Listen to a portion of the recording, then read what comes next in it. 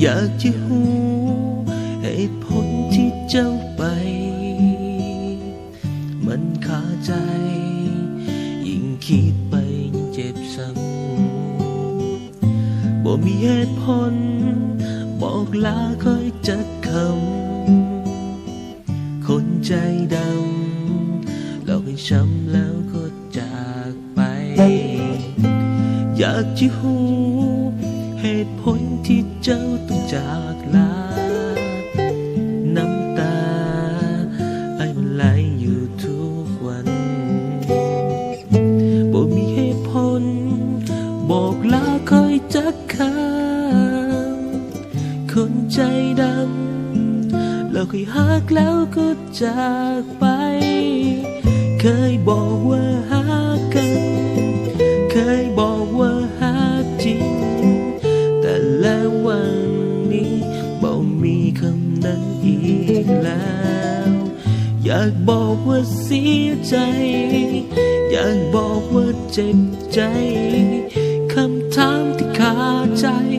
ว่าเหตุใดเจ้าถึงหลอกกันช่วยอธิบายให้เข้าใจ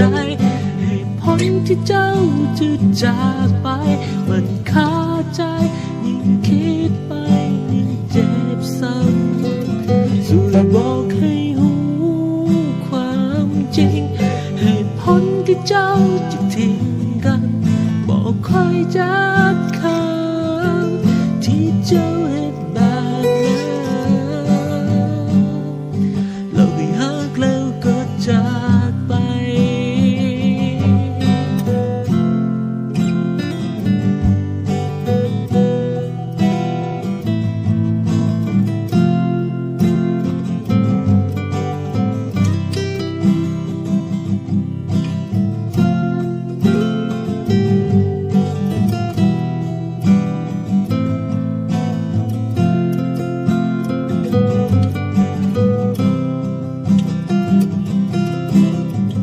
เคยบอกว่าหักกันเคยบอกว่าหักจริงแต่แล้ววันนี้บ่มีคำนั้นอีกแล้วอยากบอกว่าเสียใจอยากบอกว่าเจ็บใจคำถามที่คาใจว่าให้ได้เจ้าถึงหลอกกัน